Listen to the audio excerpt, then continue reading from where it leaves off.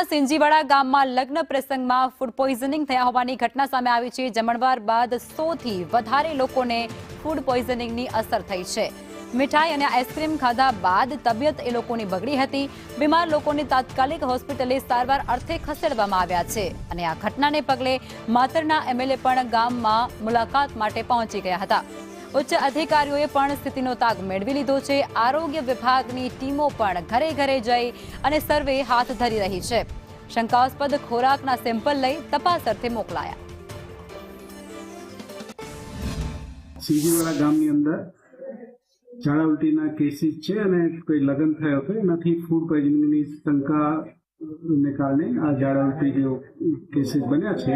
એમાં લગભગ 100 થી 120 જેવા દર્દી હતા અને એમાં બધા મેલ ફિમેલ બાળક ઉંમરના મોટી ઉંમરના બધા પ્રકારના દર્દીઓ હતા અને આજે બધા લગ્નમાં જમ્યા હતા અને એ પછી આ પ્રોબ્લેમ 4-5 વાગે પછી થોડી પ્રોબ્લેમ શરૂ થઈ અને પછી જેમ બધી કેસીસ વધારે થવા માંડ્યા ત્યારે એ લોકો અમને ઇન્ફોર્મ કર્યો। ફૂડ પોઈઝનિંગ લાગે છે કેમ કે એમાં આઈસ્ક્રીમ શંકાસ્પદ છે और એના સાથે બીજા બી જે છે હલવા વગેરે આઈટમ છે એ શંકાસ્પદ હતી એ વખતમાં। એના સેમ્પલ અમે લીધા છે।